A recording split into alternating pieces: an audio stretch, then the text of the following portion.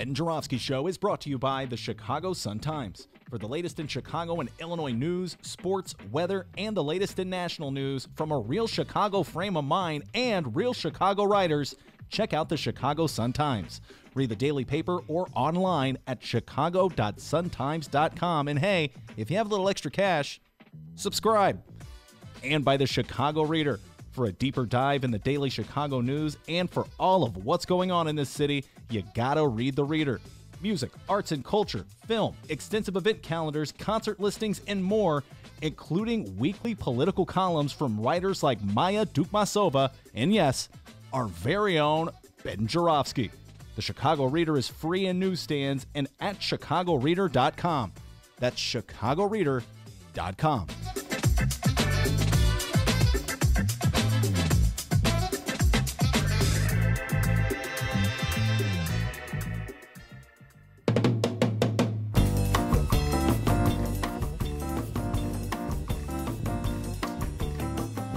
It is Thursday, February 28th, and live from the Chicago Sun-Times studio on Racine Avenue, this is the Ben Joravsky Show.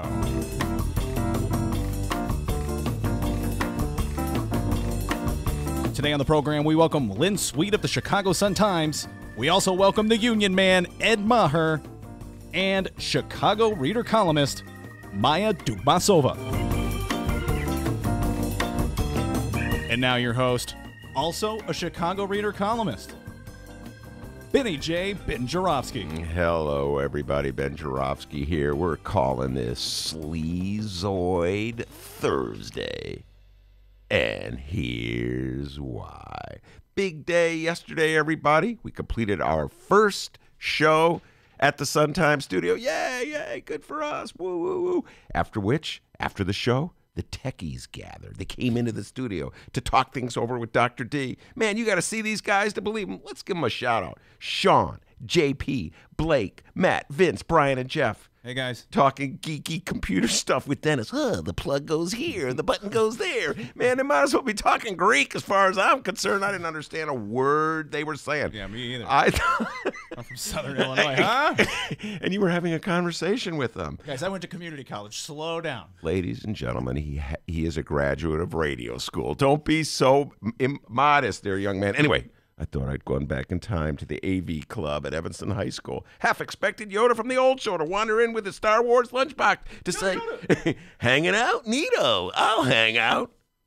Meanwhile, over in Washington, D.C., it was total sleazoid city as Michael Cohen, Donald Trump's former fixer, spilled his guts to a congressional oversight committee.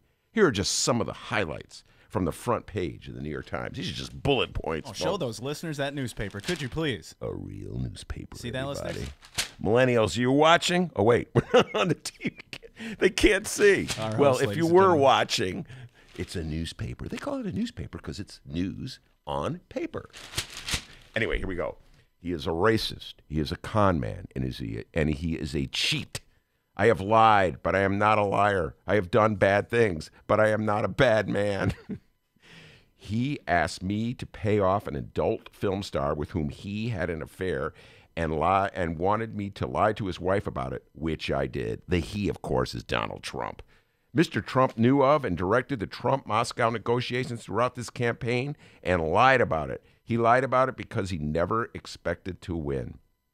I am ashamed of my weakness and misplaced loyalty. These are just some of the highlights of Michael Cohen's testimony in Congress. Cohen, as you know, did a total 180. He had been a fervent Trump loyalist for years, and then he saw the light when the feds came a-calling with their indictment for perjury. Now he's like a cultist who woke up after 20 years in a cult and says, "Oh my goodness, what have I done with my life?" Meanwhile, speaking of cultists, the Republicans on the congressional committee didn't budge in their eye-glazing defense of Trump. Cohen warned them, too. He said this may have been my favorite quote from yesterday's hearing. He said, quote, "I did the same things you are doing for 10 years. I protected Mr. Trump for 10 years. People who follow Mr. Trump blindly will suffer the same consequences I'm suffering," meaning He's facing about 3 to 5 years in the federal penitentiary for lying to Congress. Here's the big difference, in my humble opinion, between Michael Cohen and the Republican congressman. Cohen defended Trump because he was a true believer. He was a groupie. He worshiped the Trump brand. He thought that hanging out with Donald Trump and being Trump's fixer, he would be part of that rich, cool set. The Republican congressman, I'm not sure they love Trump so much as they love themselves, and they're looking out for number one. As long as their Republican base, as long as Republican voters in U.S. of A. remain Cohen-like in their love for Donald Trump, the congressman, the Republican congressman in Washington, will not sway. It's crude, and it's crass, and it's sleazy. Give me the guys from the AV Club any time. We got a great show today, everybody. Lynn Sweet will be calling in from Washington. It's the Sun-Times legendary Washington reporter columnist, and we'll be talking more about Michael Cohen and the impact. In 2 o'clock, Big Eddie Maher will be here, union man from Local 150, talking union, talking politics. A lot of conversation about what went down on Tuesday here in Chicago. And at 2:30, my partner in crime from the Reader, Maya Dukmasova, will be in here. We'll be talking about the election. I think Maya's also going to weigh in on Michael Trump. One of my favorite things that happened yesterday. Michael Trump? Did I say Michael Trump? Yeah. Oh, my God, I blended Cohen and Trump. It came out Michael That's Trump. the last thing Michael Cohen wants you to do right now. Cohen still, I think, has like a little crush on Trump. Just a little bit. Oh, he's cool. Yeah, I got my MAGA hat under my car seat. You know, it's so weird to think that Cohen thought Trump was cool, but, you know, I think he threw it all away because he's a really cool guy. I'll hang out with him, you know, and hang out with starlets. Anyway, there was this, I don't know if you guys saw the Lynn Patton moment yesterday. We'll talk about that later with Dennis. The Lynn Patton's great moment in the spotlight yesterday. So anyway, Maya will be in about 2:30. Maya, Lynn Sweet, Ed Maher, great show. Talking politics, and more politics. But before we get to any of that, Dr. D's got the news. Hey, guys. My name's Dennis. How's it going? All right, it's the middle of the day. Let's talk about the national news happening this afternoon. Oh, this flip-floppy, weird relationship our country has with North Korea. It's Summit Slam Round 2 between President Donald Trump and Supreme Leader, that's what he likes to be called, Supreme Leader of North Korea, Kim Jong-un. And, yeah, just like the first time, the second summit between Donald Trump and Kim Jong-un ended with no deal. What happened, Donald? Come on, art of the deal, right, dude? Come on, what happened? No, sadly, the two could not come to an agreement on the central issues of disarmament and sanctions relief. Here's Trump with Kim Jong-un by his side after the meeting. Load of BS in 3, 2, 1. We had a very successful first summit. I felt it was very successful. And some people would like to see it go quicker. I'm satisfied, you're satisfied. We want to be happy with what we're doing.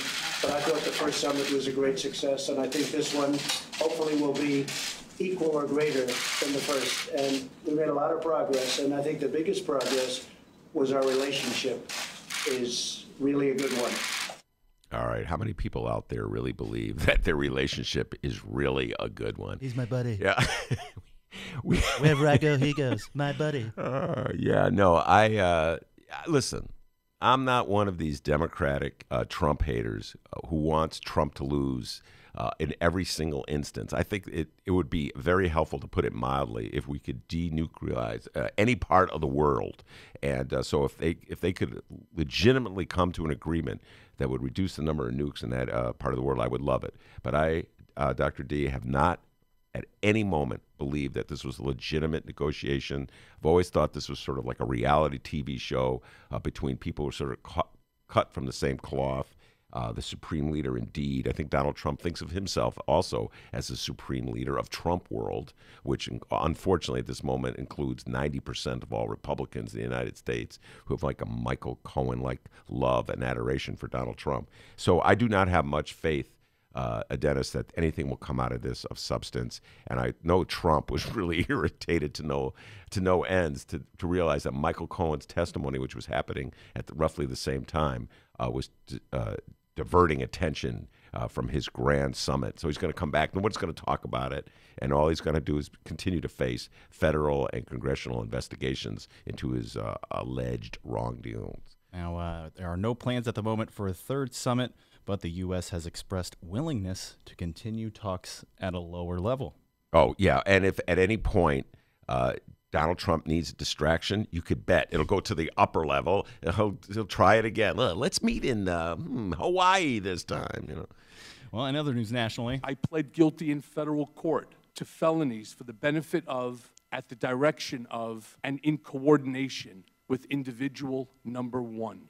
And for the record, individual number one is President Donald J. Trump. Bam! Slammed him! I love how he does the Donald J. Trump. Donald John Trump. Let's get that J out there. The Michael Cohen hearing continues.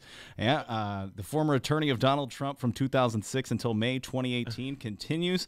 And yes, this man came out swinging, unloading a ton of disclosed alleged details on the president yesterday. Here are the highlights from Cohen's testimony yesterday. He asked me to pay off an adult film star with whom he had an affair and to lie about it to his wife, which I did. And lying to the First Lady is one of my biggest regrets. The President of the United States thus wrote a personal check for the payment of hush money as part of a criminal scheme to violate campaign finance laws. He would look me in the eye and tell me there's no Russian business, and then go on to lie to the American people by saying the same thing.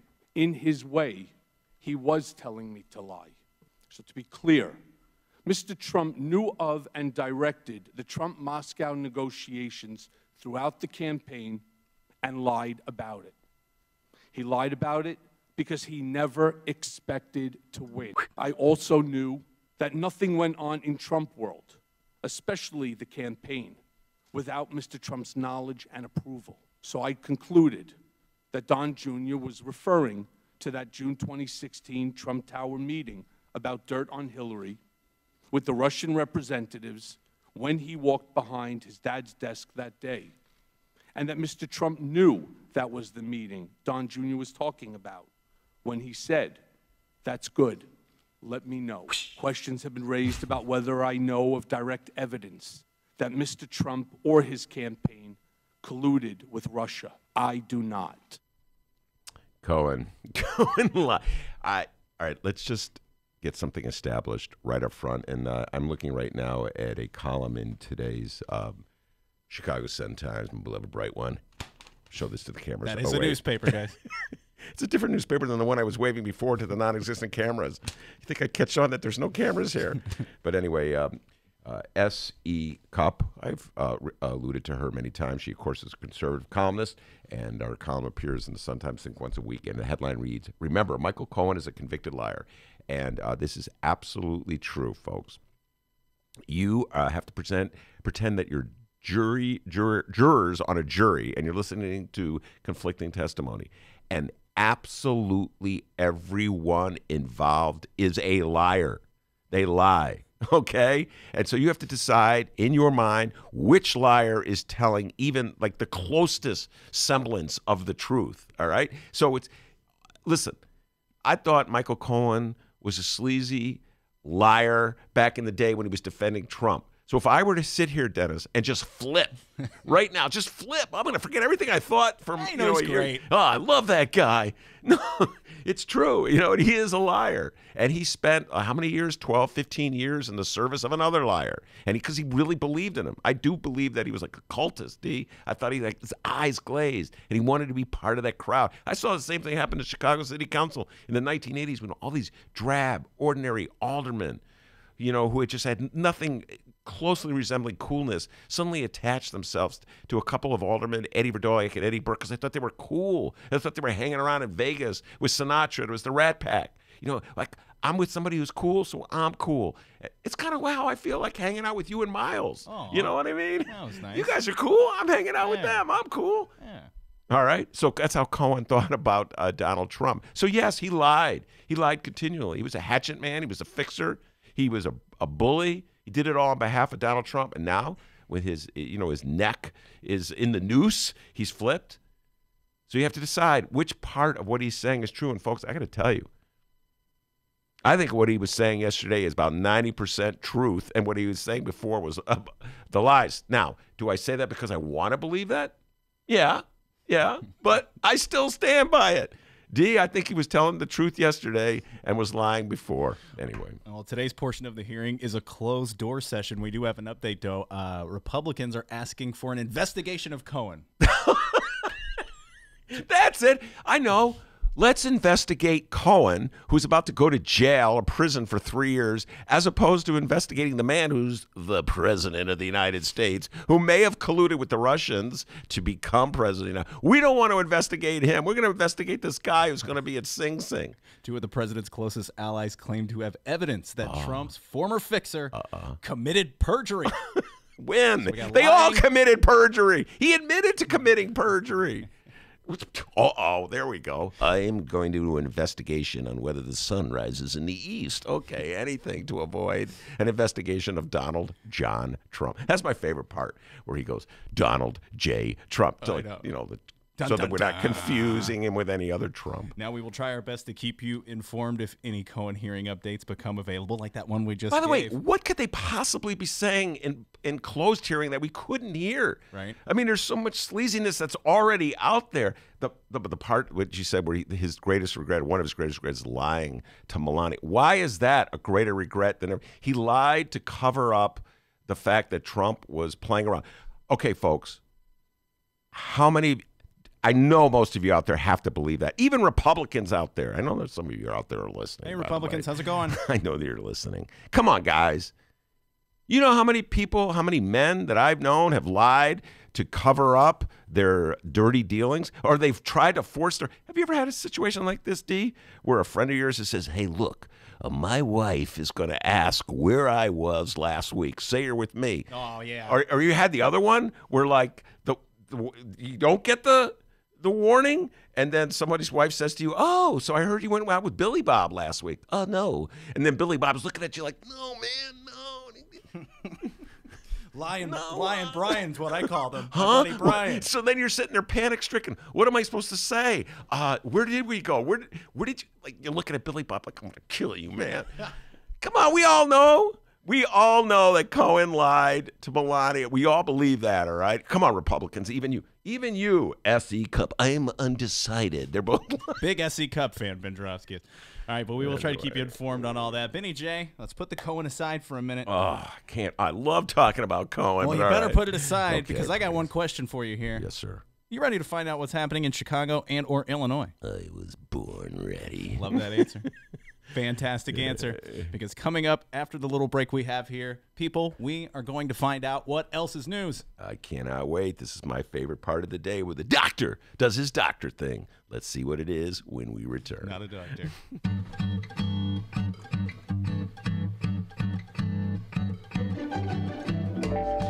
If you would like to advertise with the Ben Joravsky Show, and who wouldn't, contact Tracy Baim at publisher@chicagoreadercorp.com. We have several advertising options for your business or organization, and quite frankly, we would love nothing more than to tell our listeners all about it. Once again, that's Tracy Baim at publisher@chicagoreadercorp, that's CORP as in Paul.com, to advertise with the Ben Joravsky Show, the Chicago Reader, and the Chicago Sun-Times. We look forward to plugging you. Okay, well, that came out kind of weird. More of the Ben Joravsky Show live and downloaded in moments.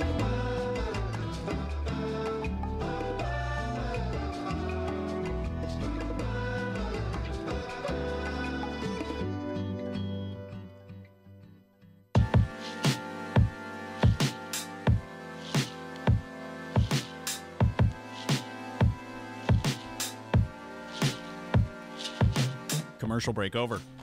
Welcome back to the Ben Joravsky Show. Take it away, Benny J. All right, we are back. We never lie on the Ben Joravsky Show, unlike Michael Cohen and Donald J. Trump, Donald John Trump. Anyway, we're going to take a little move from the national news, go to the local news. What you got for me, D? Yes, people are about to find out what's going on locally, and today is our first of many stories to come involving our Chicago mayoral runoff election, April 2nd, and this one involves one important question. Tony Preckwinkle or Lori Lightfoot? Which candidate is more progressive? Let's take the deep dive. It's time for What Else is News. Oh, we got a... Oh, I was going to do a little sound effect there, but I'm still trying to figure this board out. Let's just get right into the news. Quick, call Sean in. John! No, we're good. Sean, we're good. Don't come in here. Don't come in, Sean. We're fine. By the way, hang out on the live chat. We got a live chat going right now on the Ben Joravsky Show YouTube page. I think one person said, welcome back. Thanks. Welcome back, Connor, nice. man. Yeah. All right, so let's do What Else is News here. Yes, place your bets. We're in a runoff, people. The Chicago mayoral election is now down to 2 candidates, Cook County Board President Tony Preckwinkle and former prosecutor, as well as former president of the Chicago Police Board, Lori Lightfoot. Now, funny thing about our final 2 candidates, both are running on a progressive platform. And that's a win-win if you were to ask us here on the Ben Joravsky Show. But which one is more progressive is the question here. We have an interesting story from the Illinois Political Bulldogs over at Illinois Politico to share with all of you. But before we get into that, Ben Joravsky, it's time for me to pick that oddly gigantic brain full of Chicago politics of yours. My first question here, according to Ben Joravsky, because, yes, there are still people in the city of Chicago who still don't know what the hell this means. Ben, what is a progressive? Wow. That is a very difficult. How much time we have? Not we have that 3 much. hours? No, oh, just no. okay. Listen, progressive, in my humble opinion, is a word that has been abused and misused here in the city of Chicago for definitely the last, year. This goes back to the gubernatorial campaign. We talked about this all the time. In the old days, and I'm going back to the last century, we were known as liberals. And at some point, liberal became a bad term that nobody wanted to be associated with, even liberals. And so somehow over the years, it evolved into progressive because that was less of a pejorative, and it seemed to have a greater positive resonance. And so in the city of Chicago, where we're mostly Democrat, 80 to 85% in any presidential election, the city votes Democratic, there was a need to somehow or other distinguish yourself from the policy of mayors like Daley and Emanuel, who had sort of Republican-light policies that they were implementing. And so people in Chicago who wanted to distinguish themselves from Rahm and Richard M. Daley called themselves progressives because they didn't want to call themselves liberals because liberal had a bad standing. And so over time, everybody wanted to be a progressive because it seemed like that was the cool thing to be. And so it has pretty much lost all meaning. If I view progressive as standing up against, on a local level, standing up against regressive policies, and by regressive I mean dividing up the pie so the wealthier get more and the poor and the middle class get less and have to pay proportionally more in taxes to fund the whole thing. If I view progressive as somebody who stands up against that policy, there's very, very few progressives, I can tell you right now, in this city, because most of them were silent in the early part of this decade when Rahm marched in and started raising fines and fees and championing tax breaks for wealthy corporations and doling out TIF deals to the well-to-do. So, progressive is a term that's intended here in the city of Chicago to camouflage the cowardice of people who will refuse to take a stand against regressive policies, and it's pretty much lost all meaning. So there you are, Ben's take on what a progressive is. Now, believe it or not, there are groups of people in Chicago who aren't too fond of the progressive platform or the progressive way. In fact, some of these groups want to know which of the 2 mayoral candidates are more progressive, mainly so they know who not to vote for. You know what I mean? Groups like folks in the Chicago business community. Oh, I'm sure the advertisements will be rolling in after this one. But the following comes from Illinois Politico. Chicago's business community, which had lined up behind Bill Daley for mayor, that guy lost, is grappling with whom to support for the runoff. Former prosecutor Lori Lightfoot or Cook County Board President Tony Preckwinkle. Both pitched themselves as, quote, progressive, a word that sends shivers down the spines of business folks. Now, that was from Politico. I have a quote from Restaurant Association President Toya. I didn't get Sam the first Toya? name. Sam Toya. There we go. Sam Toya. Sam. Oh, nice. Good, good. Well, I hope Sam's listening here because, Ben, we're going to see if we can help old Sam Toya out, okay? Sam. Here's a quote from Sam Toya. Quote, There's just a lot of anxiety, and we're trying to get our heads around which mayoral candidate will be good for the hospitality industry. The restaurant group is making plans to meet with both candidates before any kind of endorsement. Sam, we got your back, buddy. Benny J, which candidate, Preckwinkle or Lightfoot, will be best for Chicago's hospitality industry? Well, hospitality industry, I presume you're talking about hotels. And listen, there's no uniform position that all people in the hospitality industry agree on. It depends like which part of the spectrum you're on. If you're running a small neighborhood tavern, I guess that's part of the hospitality industry, on let's say the Northwest or Southwest or South Side of Chicago, you're a small business person, in other words, you're not really getting the benefit of the regressive programs that I was talking about earlier. Smaller businesses get screwed over as much as lower income or working class or middle class taxpayers. So when people say they're looking out for, let's say, the hospitality industry, you got to ask which end of the hospitality industry are they looking out for? For instance, hotel motel taxes were used to underwrite the renovation of Soldier Field. Now, how did that help? Using hotel motel taxes or using taxes that are slapped on the hospitality industry, how did using all that money to renovate Soldier Field help some bar owner on the northwest side of Chicago? I don't think it did. So you have to ask yourself who within that larger industry is really being benefited, and I don't think the smaller business people in the city of Chicago have been benefited in the past from these policies. So I don't know. You have to ask yourself. You have to define these terms to see which one of these candidates is in the best interest of yourself. Any voter has to do that. You hear that, Sam? Sam Toya. I remember Sam used to run Leona's. It was over. It was a family-owned restaurant. There was a chain of them. Leona's. Yeah, Leona's. I remember the one on Belmont. Not on Belmont. It was on Sheffield, just near Belmont. So anyway, I remember when Sam Toya was a progressive. Okay, he was like a supporter of Helen Schiller in the 46th Ward. I remember when Sam was a progressive. Sam, if you're listening, we hope that helped, buddy. On to the Illinois Retail Merchants Association. The Retail Merchants Association worries about whether the candidates are committed to bringing in new business headquarters. Anything you'd like to say to the Retail Merchants Association? Absolutely. That's one of my favorite topics. Chicago will continue to attract, I should say, business headquarters to this. We do not, however, in my humble opinion, need to lure them in with property tax dollars as we're trying to do, what we try to do with Amazon, et cetera. I keep seeing every day, Mayor Rahm, or every other day, he brags, he sends out a press release promoting how this business is moving to Chicago, that business is moving to Chicago, and they're doing it, D, without a handout.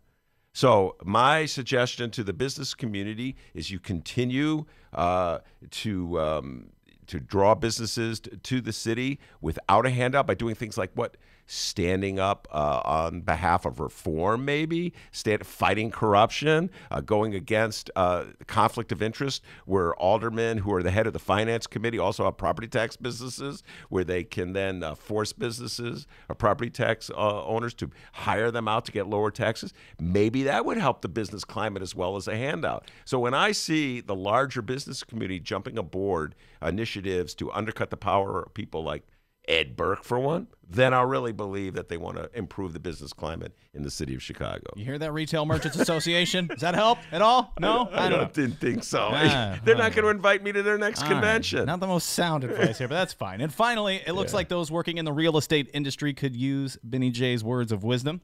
A few in the real estate game have come out saying that they cannot wrap their head around the candidates' policy positions. Lightfoot, for example, has called for restricting use of tax increment financing for development and limiting aldermen's power over zoning in their wards. And Preckwinkle supports rent control, which is a red line for property owners. Yeah, no, those, by the way, Tony Preckwinkle was, when the campaign started, neutral on the Big TIF program over at Lincoln Yards. I noticed today that she came out for calling for let's slow it down, let's not approve it before she takes office. Listen, handouts on big TIF deals for upscale projects are pretty much unpopular in the city of Chicago, particularly on the north side.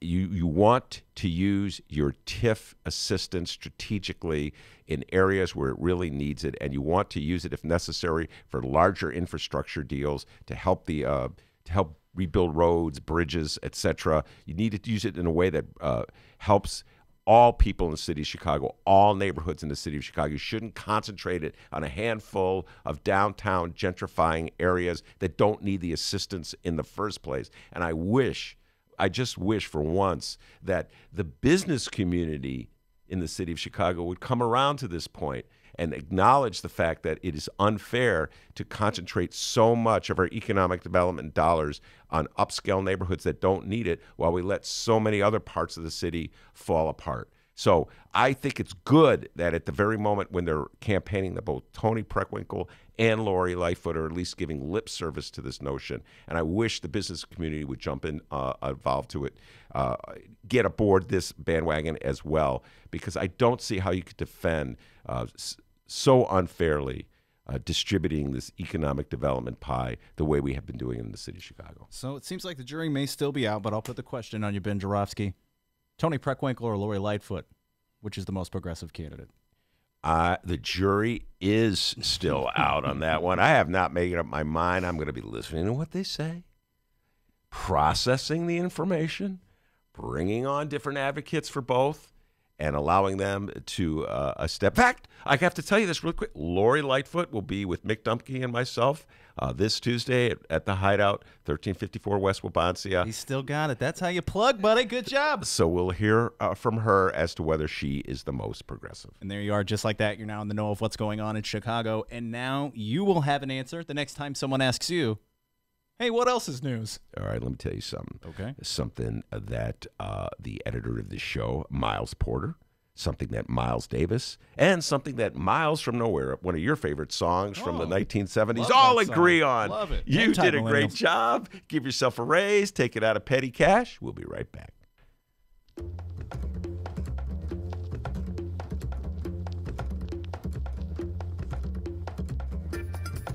Hey there, producer Dennis here. Thanks for finding and listening to the brand new Ben Joravsky Show. All right, so here's how this works. The Ben Joravsky Show live streams on the Chicago Sun-Times YouTube channel Tuesday through Friday, 1 until 3 p.m. Once the show is over, you can listen to the replay on our YouTube channel, or we throw it online for you to download by 4 p.m. Where can you download the Ben Joravsky Show, you may be asking yourself? Well, you may be asking yourself a fantastic question. You can find previous Ben Joravsky shows and guest interviews through several outlets. The Chicago Sun-Times online, chicago.suntimes.com, the Chicago Reader online, chicagoreader.com, and wherever else you listen to your favorite podcasts. Apple Podcasts, Google Play, pick one. Just search for The Ben Joravsky Show. J-O-R-A, V as in victory, S-K-Y. So, let's recap. Tuesday through Friday, 1 until 3 p.m., live streamed on the Chicago Sun-Times YouTube channel and downloadable by 4 at chicago.suntimes.com, chicagoreader.com, and wherever else you listen to your favorite podcast. Yes, the Ben Joravsky Show is back. We're live and downloaded. Tell your friends and enjoy the rest of the show.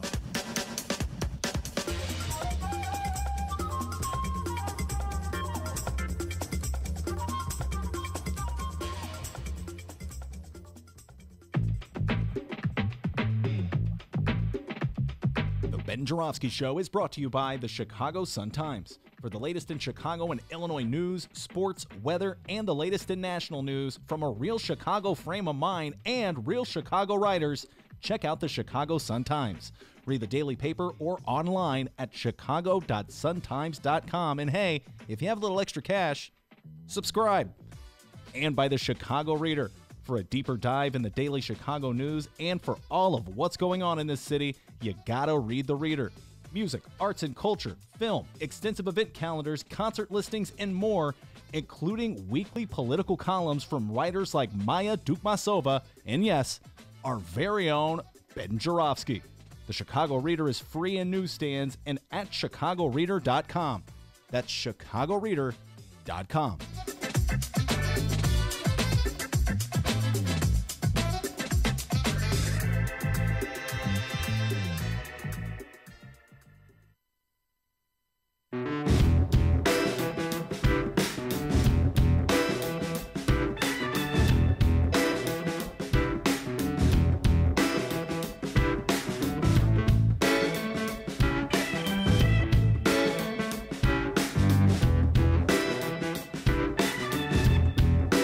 welcome back to the Ben Joravsky Show. Benny J, take it away. I will do. Longtime readers of the Chicago Sun-Times are well aware. They know who Lynn Sweet is. She is a columnist for the Sun-Times. She covers Washington, Congress, White House for the Sun-Times. You may not know this. She is also a native of the city of Chicago, born and raised in the city of Chicago, so she knows about Chicago politics as well. I thought it would be a good idea to bring Lynn on and talk about what Michael Cohen's testimony yesterday, but maybe before the interview's over, I'll ask her to weigh in on what went down on Tuesday with our mayoral election. So, Lynn, welcome to the show. Ben, welcome to you and welcome to the podcast.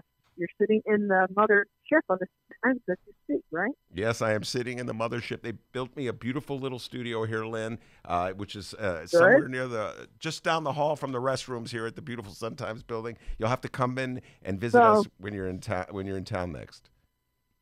Well, I'll be in town. Actually, I'm coming into town in a few days to moderate a event at the University of Chicago Institute of Politics, where I'll be talking to a 2020 hopeful, Representative Eric Swalwell, the California Democrat, who is thinking of running for president. So maybe we'll see pretty soon. But I wanted to say to everybody, live in the West Loop headquarters of the Chicago Sun-Times, it's the Ben Joravsky Show. All right. Thank you very much, Lynn Sweet. That's a beautiful thing that you just did. All right, Lynn, let's dive into it. Yesterday, when I was on the air, I missed most of the live version of Michael Cohen's testimony, but when I got home, I watched the recordings of it, and I've been reading obsessively about it. What was your general impressions and thoughts of Michael Cohen's testimony? Well, he brought documentation to bring out things we did not know. And in his testimony, he said things that we did not know that's verifiable. And therefore, I thought he tried to sidestep. He didn't avoid the issue of he's a convicted liar, and he was lying to Congress, and that's what he got nailed for. That's what he's going to go to prison for. Mm-hmm. So I look at it as a valuable exercise because the Republicans could not do anything in defending Trump. All they could do was criticize and denounce Cohen. What do you think the impact of, there's two fronts, I would say, legal impact and the political impact. Let's talk about the legal impact of what... Well, the legal impact is enormous because what the public saw was just 1 or 2 days on Capitol Hill, where he has been testifying in closed doors to congressional panels in the other days. So what he says to the Democrats in the House closed session is to a panel that will share eagerly whatever finding they have with investigators and justice. Senate panel is different. It's run by Republicans. Still, whatever facts come out and whatever the committees release that may be germane. The important thing that we found out yesterday, and actually it was through the questioning of Illinois Democrat Raja Krishnamurti, is that there are other probes going on in the Southern District of New York that we didn't know about, and we'll see where those go. Yes, that's what you wrote about today, by the way. Anybody can read it in the Chicago Sun-Times. Illinois Congressman grilling Cohen on Trump reveals there may be more wrongdoing. That's Lynn Sweet's column in today's Sun-Times, talking about 8th Congressional District Representative Raja Krishnamurti and his questions that he asked in yesterday's hearing. Before we get into what Raja say, what about the political implications? The Sun-Times had a column today by S.E. Cupp, Lynn, in which he said, don't forget, he's a liar. Don't forget that, folks. Michael Cohen is a convicted liar. S.E. Cupp, of course, is a conservative columnist, and she's emphasizing the fact that maybe we shouldn't believe everything that Michael Cohen says because he's lied before. So politically, what's your sense of what the political ramifications of yesterday's testimony were? Well, what you see is kind of where you stand depends on where you were sitting when you got up. So the truth, multiple things can be true. He is a convicted liar, but you could believe him on things that are verifiable. He brought a copy of the check. it's hard to convince. When he talked about the racism of Donald Trump, that is hard to take to a court of law. That's hard for an investigation to reveal new facts about. So he took care to try and bring documentation to back up the things he said. So I kind of think that if you see him as a liar, which he is, you have that opinion, but it doesn't mean you throw out everything he says. As you know, Ben, and perhaps many of our listeners know, federal prosecutors and state prosecutors often make cases from jailhouse snitches, from people who were forced to slip, and maybe, look at what people get in trouble for. They went to the FBI, then they end up wearing a wire, they end up getting in trouble. So the world is not a pristine place. So if he had some facts that lead to investigations, and it does seem like he does, or at least tips or clues on where to go, at the least his testimony was credible enough to provide more information to the state of New York and federal probers who are looking now very closely at Trump business practices. Lynn, you raise a good point. There's things that can be verified as opposed to things that cannot be verified. So much of our country, I have a sense, are in two camps. They either don't want to believe anything negative about Donald Trump, or just say they don't care about anything negative about Donald Trump, or they want to believe everything negative about Donald Trump. Do you think there's some middle ground where there's like undecided voters who might be moving in the direction of the Democrats away from Republicans as a result of Cohen's testimony yesterday? I don't think there's any minds changed yesterday. The people have made up minds. In other words, it is divided camp. Well, if you think, I think it's staying divided. I think politically, maybe this will energize the Trump base when they think that he's just a victim of a witch hunt, who see Michael Cohen as a turncoat, liar, and maybe it'll energize the Democratic base to say, "Oh my God, we know more now even than we did." So I'm just not sure that politically this will matter, because we're so close to maybe actually getting the Mueller report and learning more if there's more indictments, learning if there's just more to come. So I don't think this alone is determinative. And what we had publicly was just a hearing on the Trump business practices, not on the Russia angle, which is happening behind closed doors. I'm speaking with Lynn Sweet, Chicago Sun-Times columnist based in Washington, D.C. She's the author of D.C. Decoder, the column that runs in the Sun-Times. Today's column I urge everybody to read has to do with Michael Cohen's testimony yesterday in front of the congressional hearing. One of the sideshows that emerged yesterday that I was absolutely fascinated with, Lynn, was at that moment where Congressman Mark Meadows, I believe he's from South Carolina, was offended. He proclaimed that he was offended by Michael Cohen calling Donald Trump a racist. I had a hard time believing that anybody would be offended by that. Well, he was offended at being called a racist himself because he brought because, and this is usually never done in a congressional hearing where people give sworn testimony, he brought an African-American woman who has worked for Donald Trump, who he had her position because of Michael Cohen, to rebut the allegations of racism that Michael Cohen made. And so that took on a whole life of its own, too.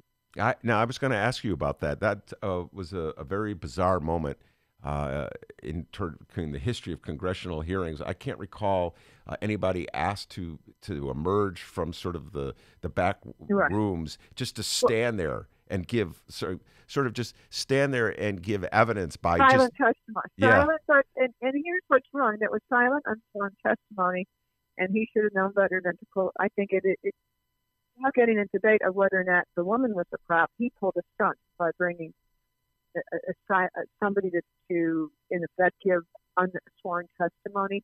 I never want to say in the history of Congress or do a comparison, because there are humans all over the place.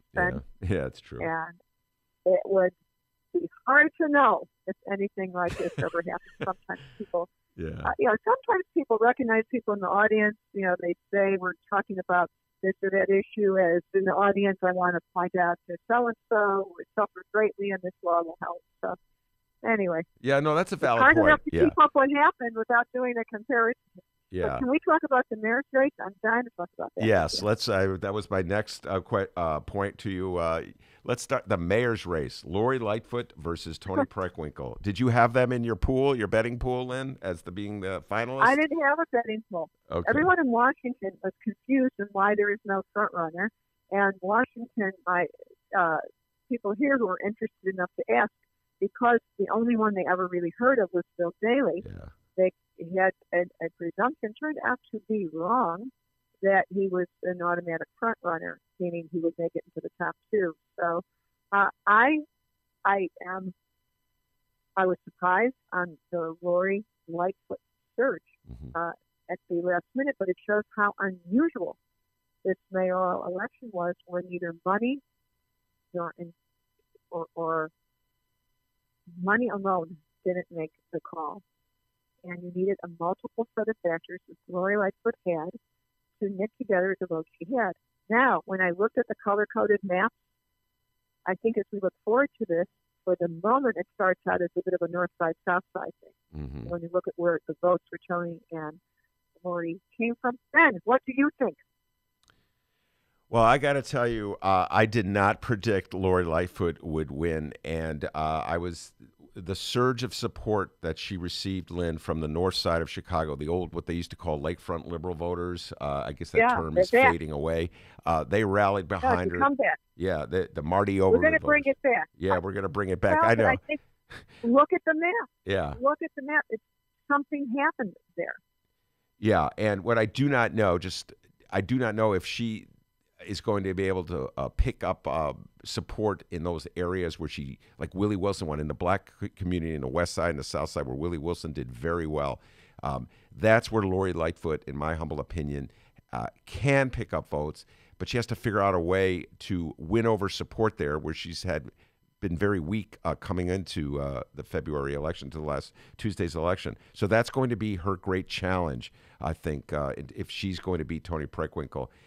And it's interesting, we were talking about this earlier, Lynn. They're both trying to position themselves as progressives, and I'm still scratching my head as to what exactly a progressive means. In the old days, again, I thought of it as a liberal, but it's morphed into progressive. In your humble opinion, how would you define a progressive, a Chicago progressive?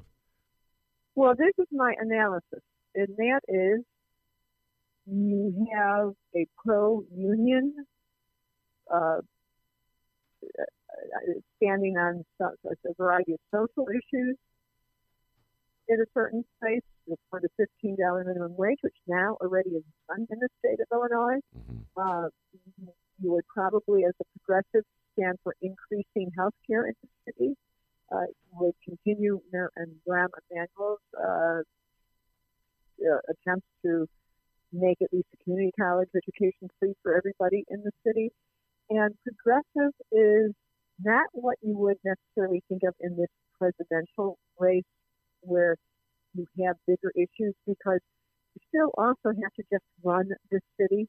So your position on health care may not be as important as your position on how will you fill the potholes in my ward, and when are we going to get the curbs fixed? So since in a sense, I think the dynamic may be more if this is a vinyl election, it's a throwback with Lakefront Liberal, a little bit of Harold and Jane days. I think Lori Lightfoot is going to cast Tony as boss, and she's going to run against the machine. I listened to her comments on election night. Mm-hmm. The thing is, usually you don't associate pure progressives with being the boss of the Cook County Democratic Party. So I think that's just a way it might start out, but there are many other ways to slice and dice it. The other thing is, it may be, and I'm totally wrong, that ward map is just a minor setting point, because there are so many votes that have to be realigned. I'm speaking with Lynn Sweet. Lynn, before I let you go, I need to ask you this one, just to follow up a little bit of something you said earlier. You're sort of an ambassador of Chicago in Washington, and in the aftermath of Tuesday, how have you been explaining the outcome where we have, for the first time, the chance for a black woman? Well, definitely there will be a black woman as mayor of the city of Chicago. One is openly gay. It totally goes against any stereotype I think people would have about the city of Chicago. So how do you explain what went down on Tuesday to people in Washington who were not intimately familiar with the city of Chicago? I mean, I have people who, there are a lot of reporters who are very close to Ron because of his years in Washington and who kept up with him, who are still absorbing that he left the leaving City Hall and are interested in his next chapter. So I cast it in terms of that some of this is a reaction to the Ron years and to the Daley years before that, that every so often people really do want a fresh start. And I just go back to the 80s where we saw this happen with first the election of Jane Byrne and then the election of Harold Washington. Jane Byrne, Jane Byrne in 1979, the first woman and the only woman elected mayor. I said 80s, right. I was off by a year. One year. That's my theory. Yeah. That is what I've been saying until I have something better or more insightful. I think what we'll also find are two very determined women who will have a very hard-fought campaign.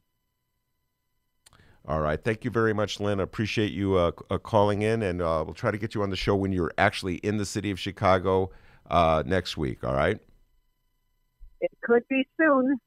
All right. Very good. That's Lynn Sweet, Chicago Sun-Times columnist. Thank you very much. Big Ed Maher is in the studio as our next guest. We'll have him on when we return.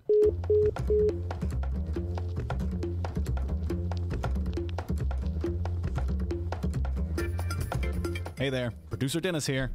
Thanks for finding and listening to the brand new Ben Joravsky Show. All right, so here's how this works. The Ben Joravsky Show live streams on the Chicago Sun-Times YouTube channel Tuesday through Friday, 1 until 3 p.m. Once the show is over, you can listen to the replay on our YouTube channel, or we throw it online for you to download by 4 p.m. Where can you download the Ben Joravsky Show, you may be asking yourself? Well, you may be asking yourself a fantastic question. You can find previous Ben Joravsky shows and guest interviews through several outlets. The Chicago Sun-Times online, chicago.suntimes.com, the Chicago Reader online, chicagoreader.com, and wherever else you listen to your favorite podcasts. Apple Podcasts, Google Play, pick one. Just search for The Ben Joravsky Show. J-O-R-A, V as in victory, S-K-Y. So, let's recap. Tuesday through Friday, 1 until 3 p.m. Live streamed on the Chicago Sun-Times YouTube channel and downloadable by 4 at chicago.suntimes.com, chicagoreader.com, and wherever else you listen to your favorite podcast. Yes, the Ben Joravsky Show is back. We're live and downloaded. Tell your friends and enjoy the rest of the show.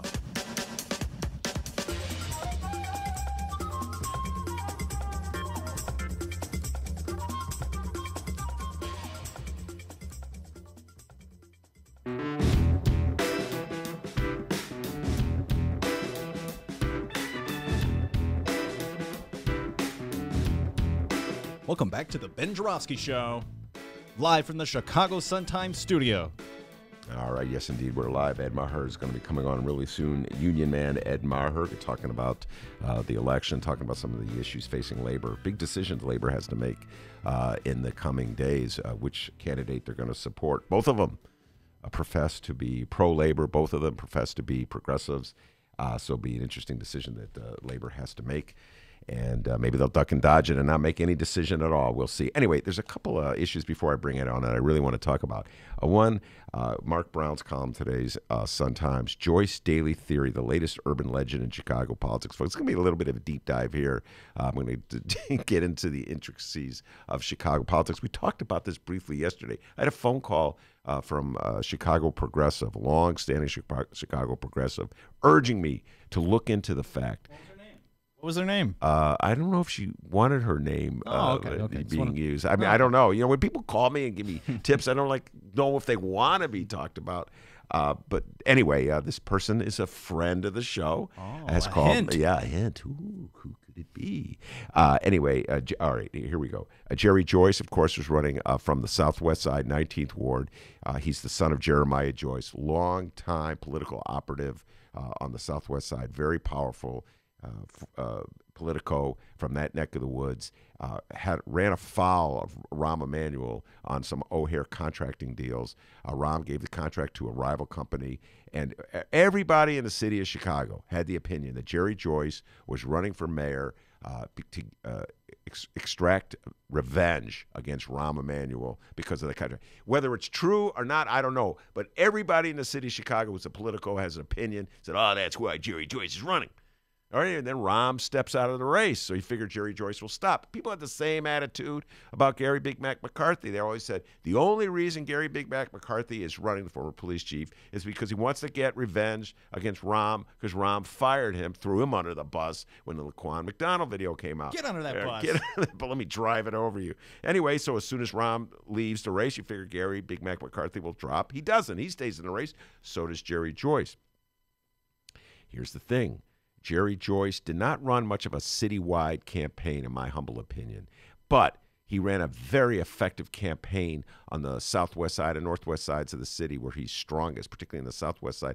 Very strong get-out-the-vote campaign, very good tactical election day effort by Jerry Joyce, and I think he got somewhere like 7% of the vote, maybe off there. I don't have the exact number in front of me. 7.3% of the vote. It was pretty close.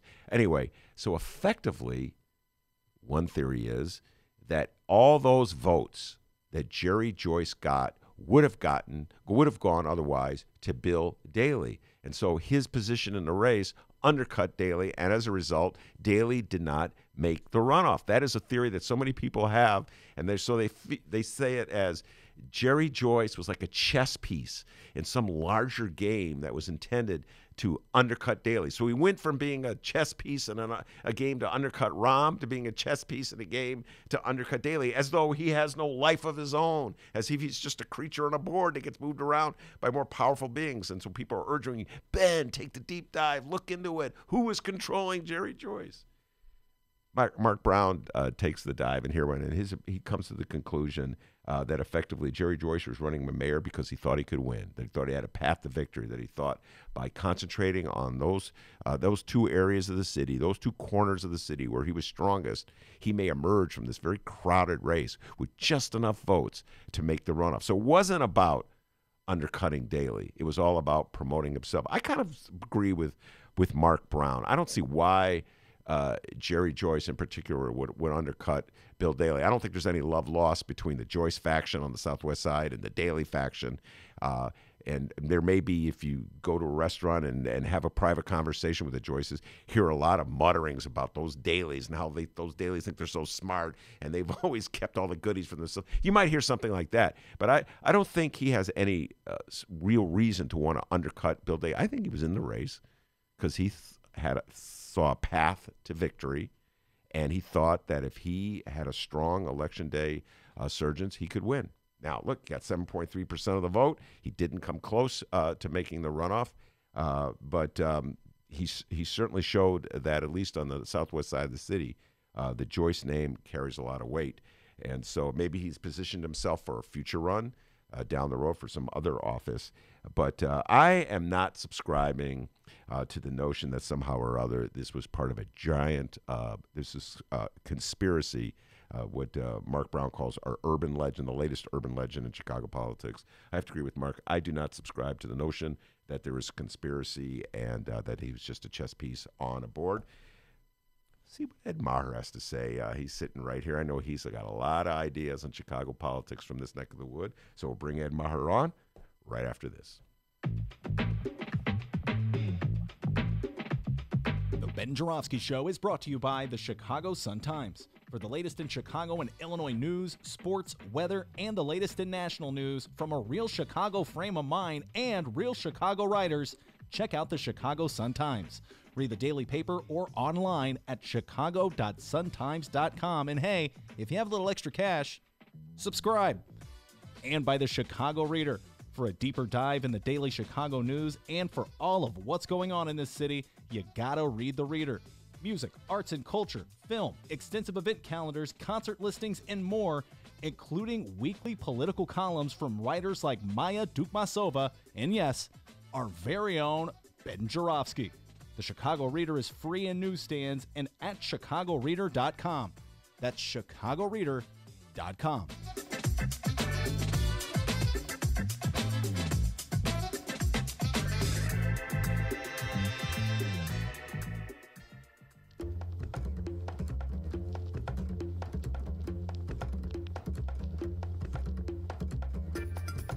Hey there, producer Dennis here.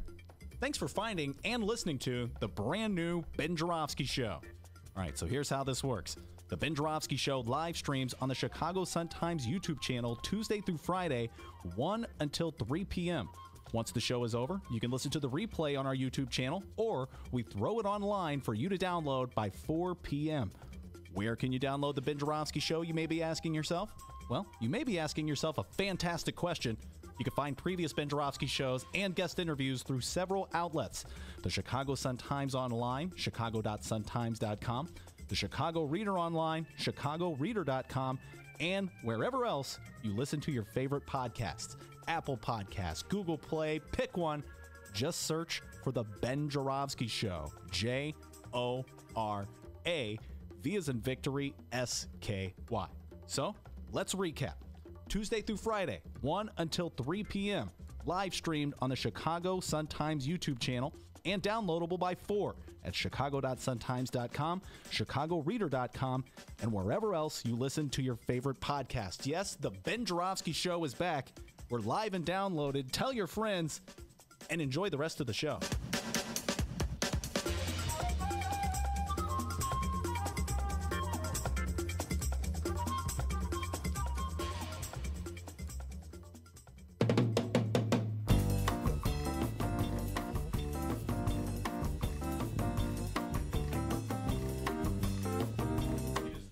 It is Thursday, February 28th, and live from the Chicago Sun-Times studios on Racine Avenue, this is the Ben Joravsky Show. In this hour of the program, we welcome the Union Man, Ed Maher, and we'll be joined by Chicago Reader columnist Maya Dukmasova. And now your host, yes, also a Chicago Reader columnist, Benny J. Ben Joravsky. And also a union man in 2 unions. I'm in more unions than Ed Maher, I think. Just bragging. Yeah, Ed Maher is my guest. And when I had the old show, Ed Maher was a regular on my old show, and I'm really happy he's back here today. What do you think of this new studio, man? I love it. I mean, I love the room, but more than that, it's good to be back with friends. It's like, you know, seeing old friends again. You both look like you've grown. We get to meet a new friend in Miles over here. Yeah. But it's great to see you. Yeah, no, Ed, and thank you for all your support. It was kind of a rough time for me in those first days. I got over it kind of fast, but a lot of union guys stood by me, called great calls. Stand strong, Ben. We're behind you, and I really appreciate that. All right, Ed, let's get down to business here. Talk some politics. Ed Maher is a political junkie with operating engineer at Local 150. Let's start with just sort of your general thoughts. Tuesday, I did not have, I've said this all along, I did not predict that Lori Lightfoot would make the runoff. I had a Preckwinkle versus Daley. Were you surprised by the outcome? I think, yes, I was surprised, and I think a lot of folks were surprised by the strength in Lightfoot's numbers. And I was pleasantly surprised in the fact that Bill Daley did not make it through to the runoff. You know, watching in the weeks leading up to the election, as Bill Daley came out and said that he was a candidate for working folks, and then took money from Ken Griffin, took $1 million from Ken Griffin, the same guy who financed Bruce Rauner and his failed, you know, anti-worker administration. So a group came together called Fight Back for a Better Tomorrow, and began to tell folks about Bill Daley's anti-worker history when he was on Wall Street, when he was with SBC, and launched an anti-Daley ad campaign. Mm-hmm. And once this happened, and it started to tie Ken Griffin, Bruce Rauner, Bill Daley, just all kind of the same thing. And once that happened, Bill Daley came out and said it made the decision for Ken Griffin to give him a second $1 million that much easier. Mm-hmm. So this group's take was that that by aligning himself with Ken Griffin, he was taking a stand against workers, because that's what Ken Griffin had sort of financed in Bruce Rauner's administration. And the way that he argued back and put ads out to counter those ads was to go against workers with Ken Griffin's money, but to say that that wasn't what he was going to do. Really, really just beyond ironic. And I think that got the message out to voters about who Bill Daley really is, and people aren't about that anymore. Workers in Chicago they want to know that whoever is going to be the mayor of Chicago and whoever is going to be elected to city council, that they're going to look out for workers, that they're going to look out for middle-class folks, that they're going to look out for the neighborhoods, not just say it. I mean, that was the theme in a lot of Daley's ads, but to actually go out and do it. And actions speak louder than words. And I think that Bill Daley coming in third was a great example of action speaking louder than words and voters recognizing it. Yes. Now, it was, for an old-timer like me, that was an interesting moment in time. If Ed, just follow me on this one. Bill Daley's father, of course, legendary mayor of the city of Chicago, Richard J. Daley, from the 50s into the 70s, had strong union support. Bridgeport, they came from Bridgeport when it was very much a working-class community. It's been gentrifying lately, but it was a very working-class community. The stockyards were right there. And the Daleys always had strong union support. The notion that a candidate named Daley would be so openly aligned with rich Republicans like Ken Griffin, who's Bruce Rauner's main funder, as you pointed out, and is a sort of a Koch brother Republican, vehemently anti-union. It's kind of staggering to think that Daley would be so openly aligned with them. At the same time, Ed Maher, Bill Daley was calling for a constitutional amendment that would eradicate the language in the Constitution that protects pension rights for public employees. I found that it's staggering. I'm like, wow, where would we come with the Daleys? I was never a big fan of the Daleys, I'll be honest with you, Ed, but at least I respected their allegiance of old man Daley to the union movement and to the right of collective bargaining. What has happened in this town that Bill Daley would be running so unapologetically anti-union? I just wonder if he understood the way that it would be perceived by workers. I'm not sure that he did. But to lead with that, I think just eradicates any kind of support that you would have from public employees. And looking back to the previous Daleys, some of those public employees were your strongest assets, strongest soldiers, politically speaking.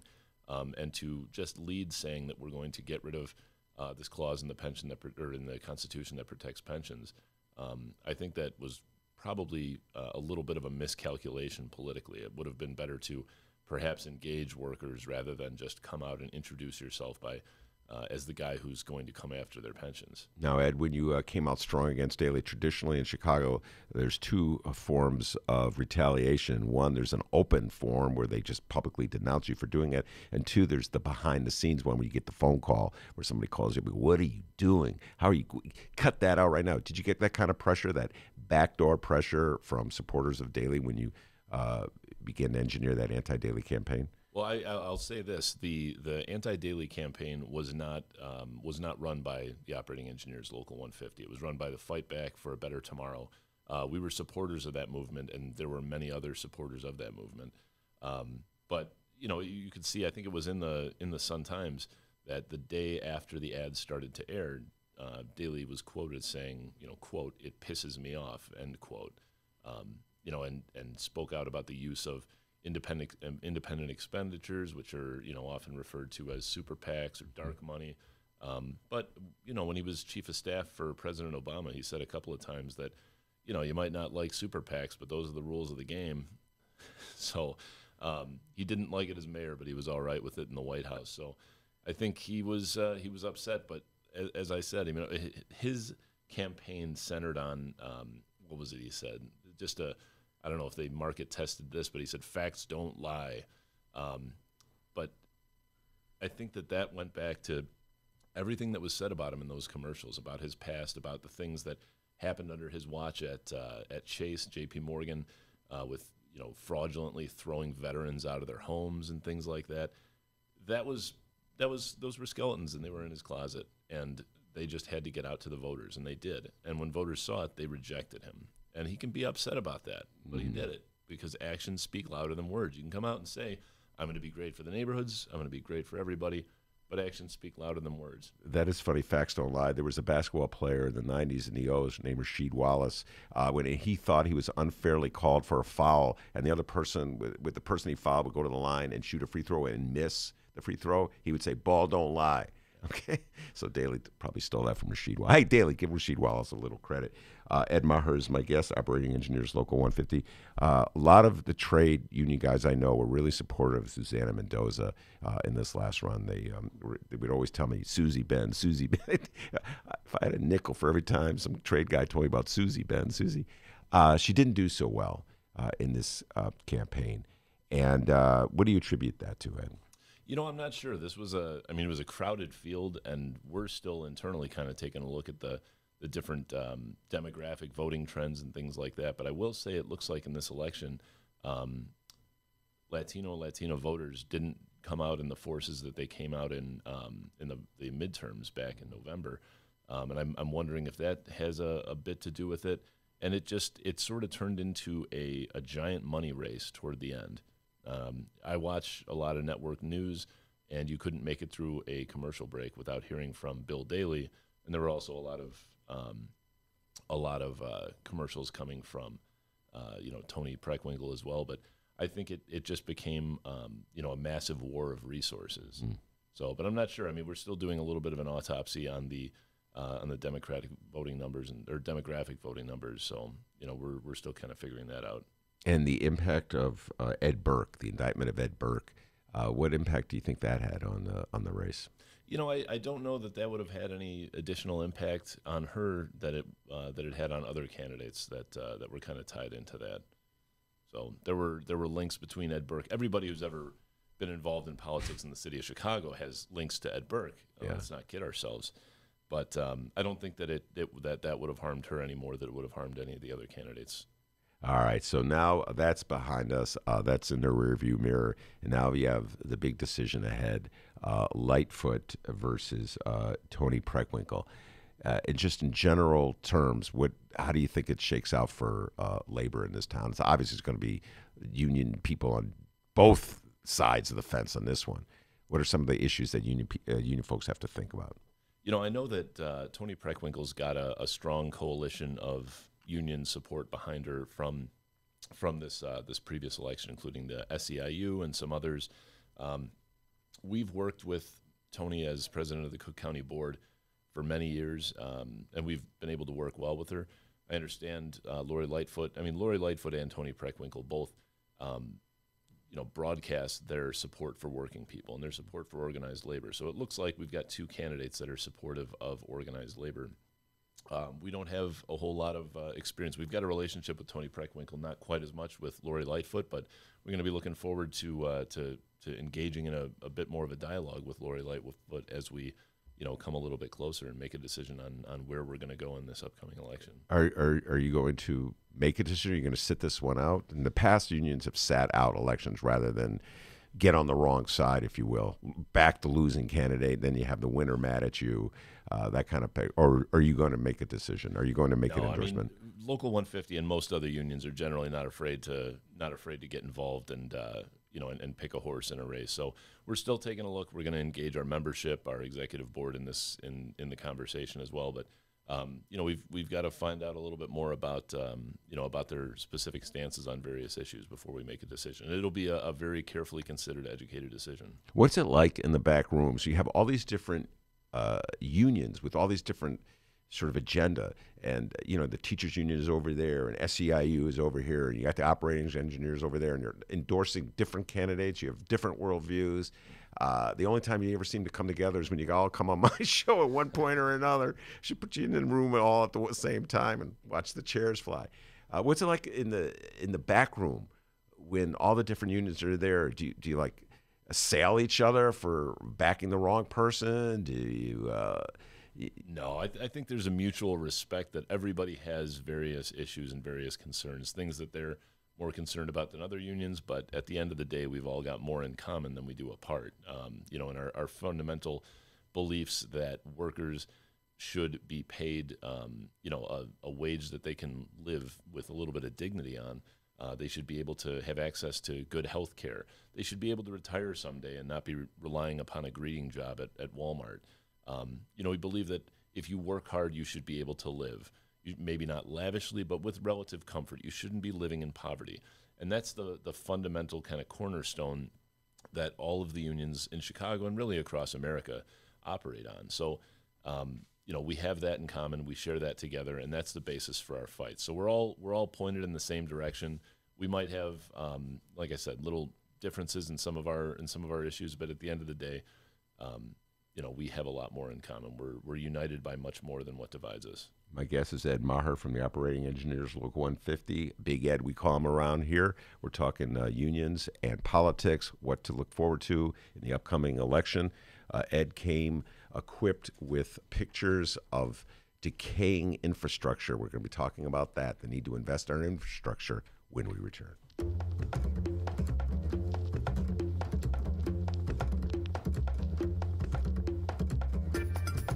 Hey there, producer Dennis here.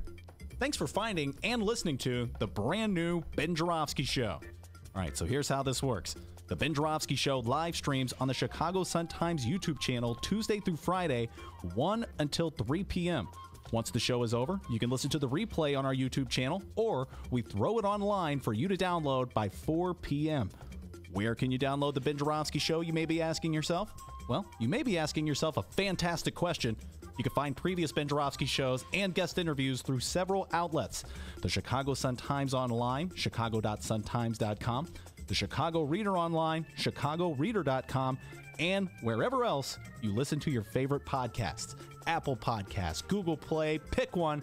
Just search for The Ben Joravsky Show. J-O-R-A, V as in victory, S-K-Y. So, let's recap.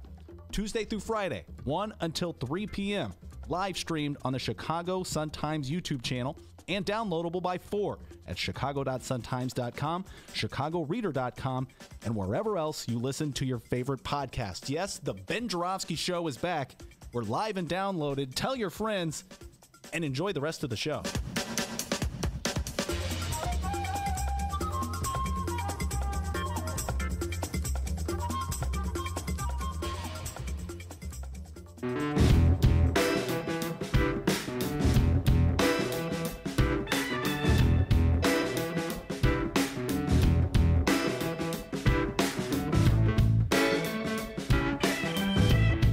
Back to the Ben Joravsky Show, live from the Chicago Sun-Times. All right, Ben Joravsky here with me, Ed Maher, Operating Engineers Local 150. Before we get back to Ed, what you got for me, D? Well, we had ourselves a little caption contest on the Ben Joravsky Show Facebook page. It was in celebration of the new show and reaching our first 100 likes. We're at 300 by now. Almost. I know. I got to send out some more. Oh, reminding me.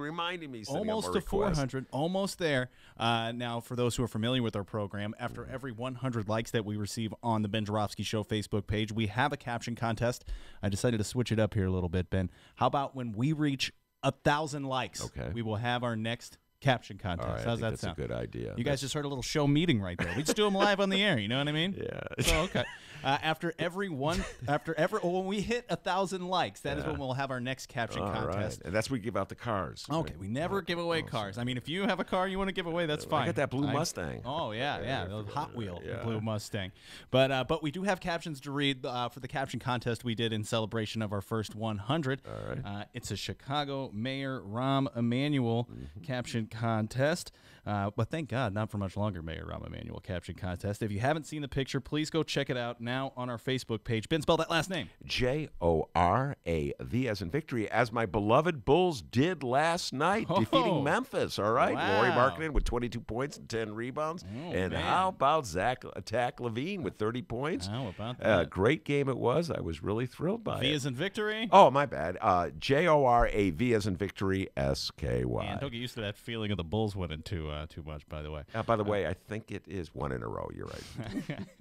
So a handful of you have left us your captions. You're awesome, by the way. Ben, let's read what captions we got. What do you say? Right, good idea. All right, I think so, too. All right, so once again, the picture just begging for your caption is one of Mayor Rahm Emanuel. He's waving, simply just waving. Also looks like he's at a movie premiere or something. There's an orange backdrop with a tacky white flowers in the background. Go check it out. But picture that. as I read our captions here. Van's caption. Van puts, hey, raise your hand if your mistakes are someone else's soon. Very good, Van. Very good. Good, Van. Next up, it's Monica's caption. Once again, Mayor Rahm Emanuel waving. Simple one. Is he waving high, bye? Who knows? It's up to you. Monica's post put, damn, I thought this orange backdrop would help me blend in, but apparently, they can still see me. They can still see you. That's On to Leslie's caption. Leslie, simple one here. Bye, suckers! Waving by. Unfortunately, it's true. Just waving by. All right, and you'll absolutely love Frank's caption. Frank Coconati, by the way. Oh, Frank, my Trump-loving friend. Frank Coconati puts, so long, suckers. I raised property taxes, put a tax on bags, put more speed cameras up, and filled all the city bank accounts for my man Bill Daley to spend it all on his friends and family. That is one. Frank Coconati cannot stand the dailies. Boy, I could do a whole show on that. Our dear Facebook friend Patrick's caption is my personal favorite because it's a callback to this the popular Ben Joravsky show clip that we would always play. I got to go get that clip and find it here. But Patrick's caption, you'll recognize it. Patrick's caption puts, goodbye, Chicago. This has been humbling. All I can say is I'm still smarter than all of you. Because remember, listeners, when it comes to Mayor Rahm Emanuel, he's smart. You're not. All right, Paul's caption is next. Paul Carr, tiff you, Chicago. Oh, Ben liked that one. Look at him laughing. Yeah, let's see here. Let's do, Glenn just posted a picture of Dr. Nick from The Simpsons. It just says, hi, everybody. All right. I like Dr. Nick. We'll do one more. We'll do our caption from Aaron Goldstein. Wait, we know Aaron Goldstein. 33rd Ward Democratic Committeeman. We know that guy. Aaron Goldstein puts, hey, because he's waving here. He's got all 5 of his fingers in the air. It says, hey, please give me 5 stars on my Yelp review. Aaron, that's pretty good. All right, so those are our captions here. Our 2:30 guest, or Maya Dukmasova, is going to be picking our winner. She has a list there of the captions, and she's going to select the winner. Oh, wow. Good luck, everybody. Oh, and by the way, we usually say on the Facebook page, give us a 5-star review, right? Right, yeah. Yeah, they changed that now. There's no stars. It's just recommendation. Oh, so I guess caught on to us, Zuckerberg. I guess. Come on, Zuckerberg. You ruined our bit. But give us a recommendation. Oh, here's how we'll do this. Instead of 5 stars only, give us a recommendation. Only good ones. Oh, there you go. Only good ones. That's a good recommendation. That's just for Facebook for life. Only good ones. All right, very good. All right, Ed Maher from Operating Engineers Local 150. He brought Exhibit A, B, C, and D, and these are great exhibits, folks, for the position he's about to take. One thing that Ed and I agree on, we may not agree on the Lincoln Yards development, but we definitely agree that there should be investment in infrastructure in the city of Chicago, proving it. We had this happen right in the middle of the campaign, Ed, with was it Lakeshore Drive, the bridge? It was a crack, and all of a sudden people realizing the whole city could fall into Lake Michigan at any moment. Right. There was a bridge that was closed over Lakeshore Drive, and northbound Lakeshore Drive was closed completely for about a day. But it was the bridge just south of the Chicago River. There was an electrician, and he's going under the bridge, just doing some routine work, changing light bulbs, and he spots a steel beam that's completely cracked. Mm-hmm. So they call out the Department of Transportation. They're taking a look. They find a second beam cracked, and then on one of the ramps that's coming from East Lower Wacker Drive, they find another cracked beam. So this is a bridge that carries about 45,000 vehicles a day, and it's got 2 cracked beams. 2 of the 7 iron beams, steel beams that support this bridge were cracked. Now, one side of the road dropped 9 inches between sections of road. If that had happened in the middle of a traffic lane, there would have been a pileup. So here you've got a bridge, and this bridge wasn't even one of the, let's say, the Hall of Shame bridges around the state of Illinois or the city. This one's not even in horrible condition, and it drops. And such a busily trafficked bridge, nobody was hurt. So, I mean, take that as a warning sign. And it actually garnered a lot of attention in the news, of course, because Lakeshore Drive is shut down. But it drew attention to other bridges around the city and the state. And the American Society for Civil Engineers gives report card grades for infrastructure. So Illinois' bridges got a D. We have 2,300 bridges in Illinois that are structurally deficient, and they grade them on various categories. But one bridge in particular, it's out in Joliet. It's an I-80 bridge that goes over the Des Plaines River. It's almost a mile long, huge bridge. Takes about 55,000 vehicles a day. on a rating scale of 0 to 100, it scored a 6. It's 0 to 100 scored a 6? It got a 6, not it's like out my of 10. SAT scores. I thought they gave you 7 just for filling in your name. Not me. That is a tough last name. I think I may have misspelled it, That's Ed. why he always says V for victory to help him remember. But I mean, it's a major problem. 6 out of 100. Good so God. This is something that, as an equipment operator in a road builders organization, we work with the roads every day, so we see this issue. This is something that we're constantly trying to draw attention to. But it takes a crisis for anybody to actually look at the infrastructure and decide, something's got to be done to fix this. So, in the wake of the Lakeshore Drive failure that could have caused great bodily harm, casualties, whatever. I mean, it's the same type of bridge structure and the same type of joints as that I-35 bridge up in Minneapolis that collapsed back in, I want to say, 2007 or 8, and I think 13 people were killed and over 140 injured. It shouldn't take that for the state of Illinois to invest in our roads and bridges.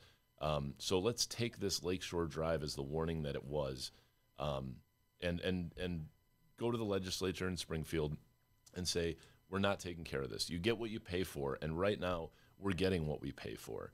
Our gas tax hasn't been touched since 1990 or 91, and our roads and bridges, the cost of doing business goes up. And I mean, we exist economically as a crossroads for commerce, for transportation. We're an infrastructure and transportation hub of the United States.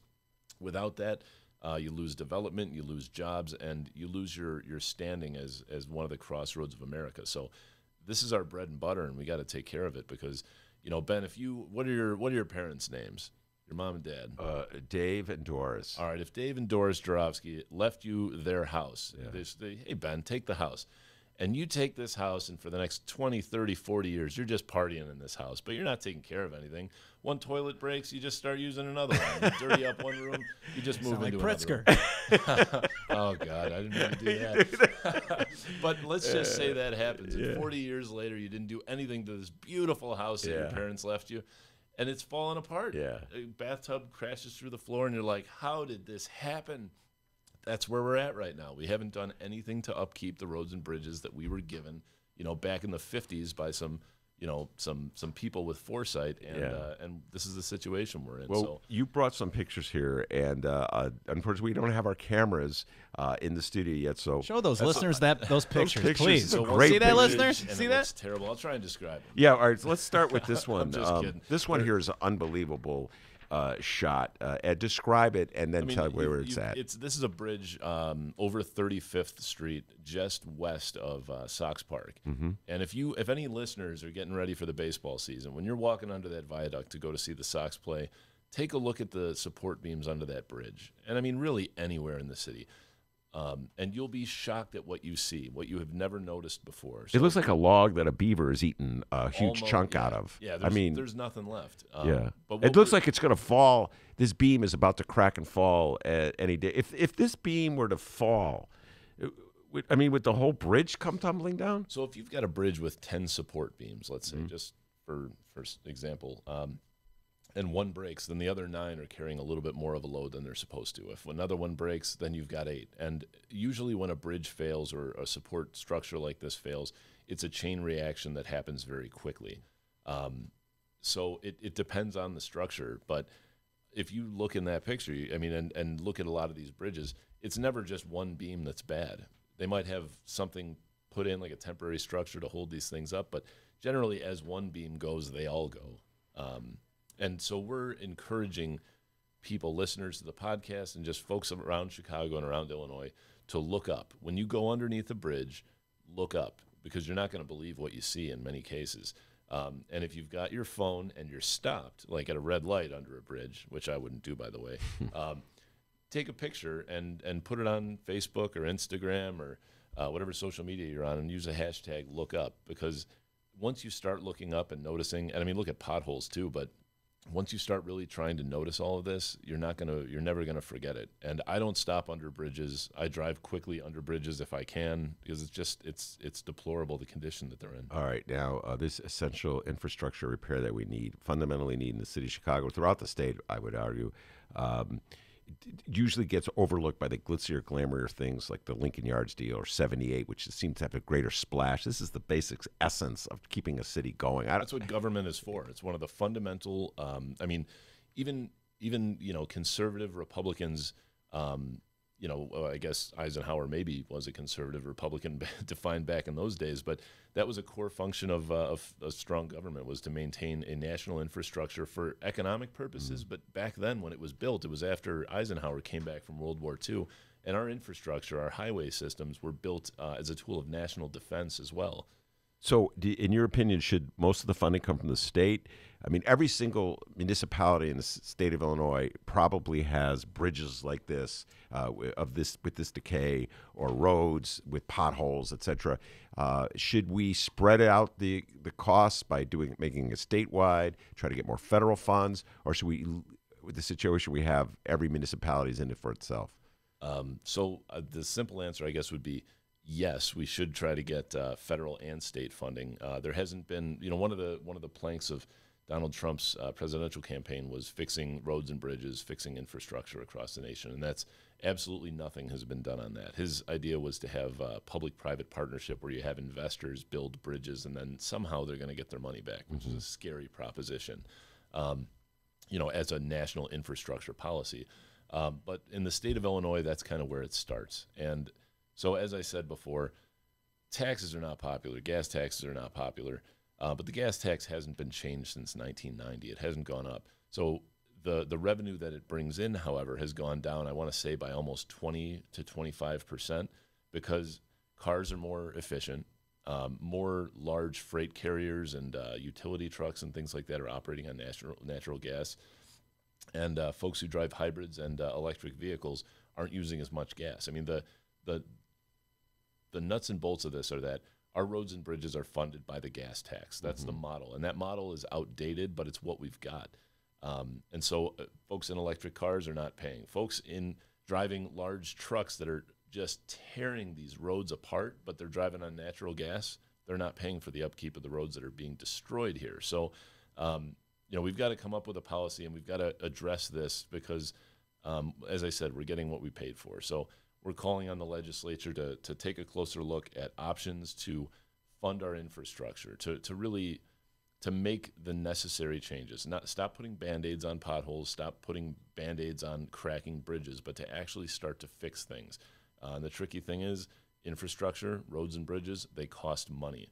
But if we can spend $100 a month on cable and internet, or $150 a month for our cell phones, I think we're spending on average about $20 a month per active driver to drive on our roads. And it's like electricity. You flip on the switch, you expect there to be electricity. You flip on the water, you expect there to be water coming out of the faucet. And when you hit the roads, you expect it to be safe and in some sort of condition where you can take your kids to school without smashing the front end of your car, dropping an axle on the highway. And that's what people are dealing with right now. So you can pay for good roads through a gas tax or user fees, or you can pay extra money in getting your alignment fixed. I have to do that after last weekend. I drove through a pothole that thought I broke a rib. Yeah, that may have been the same one I went through Tuesday when I was driving back from the Reader. Ed Maher is my guest. Thanks so much, Ed. Operating Engineers Local 150. I know we'll be talking about this for weeks to come. We put some pressure on. Let me just say, go to www.fightbackwithus.com. One more time. Fightbackwithus.com. All right. You can read a little bit more and send a letter to your legislators. That's Ed Maher. Maya is on deck. We're going to bring her on, talk about Chicago politics. Ed, thanks for returning. Good to see you. Thanks for having me. Glad to be back. All right. That's Ed Maher. I'm Ben Joravsky. We'll be right back.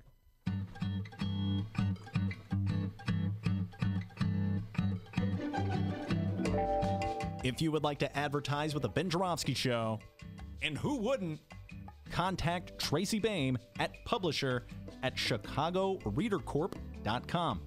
We have several advertising options for your business or organization, and quite frankly, we would love nothing more than to tell our listeners all about it. Once again, that's Tracy Boehm at publisher@chicagoreadercorp, that's CORP as in Paul.com, to advertise with the Ben Joravsky Show, the Chicago Reader, and the Chicago Sun-Times. We look forward to plugging you. Okay, well, that came out kind of weird. More of the Ben Joravsky Show live and downloaded in moments.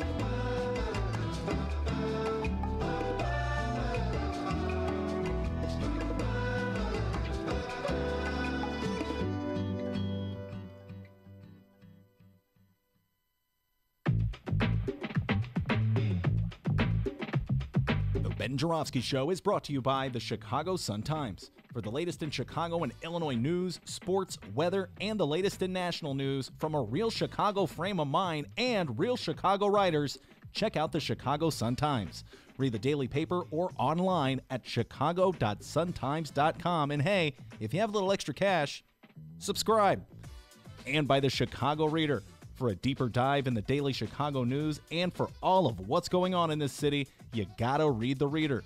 Music, arts and culture, film, extensive event calendars, concert listings, and more, including weekly political columns from writers like Maya Dukmasova and, yes, our very own Ben Joravsky. The Chicago Reader is free in newsstands and at chicagoreader.com. That's chicagoreader.com.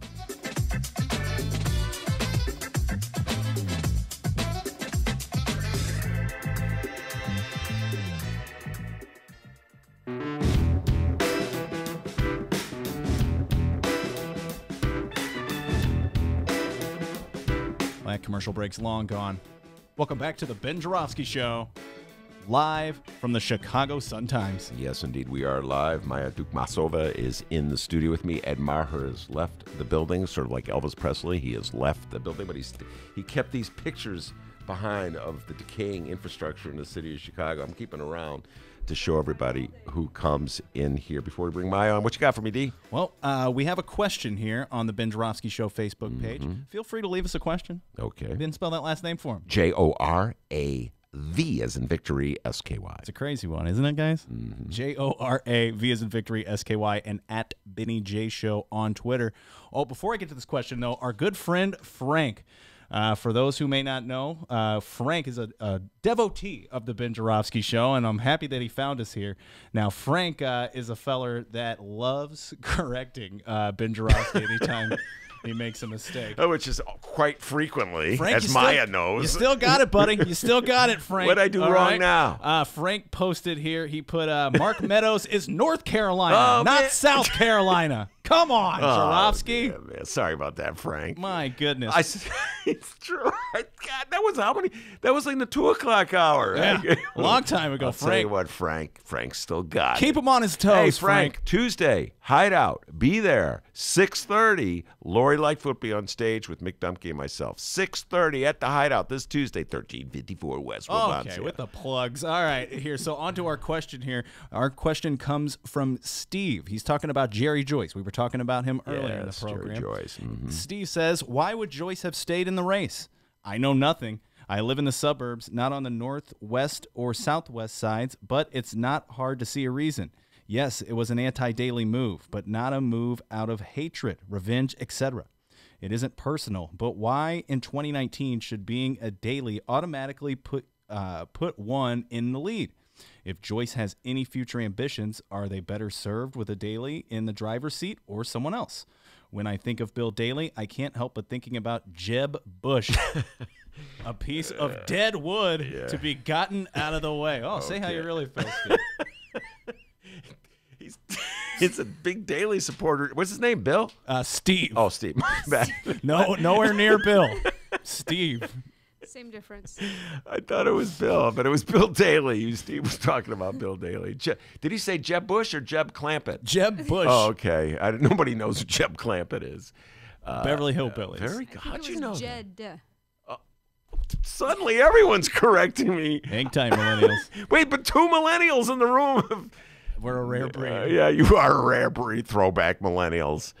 Anyway. It totally was Jed, by the way. Jed Clampett. Yeah, Jed, J-E-D, right. I knew that. That was just a joke. Anyway, all right, I got Maya in the studio with us. And by the way, Maya and I did a election night special from the Reader. It was a gas. I had a great time 5 hours. 5 hours. Oh, wow. We were on for 5 hours? We were on for 5 hours. I didn't even notice the time go by. Wow.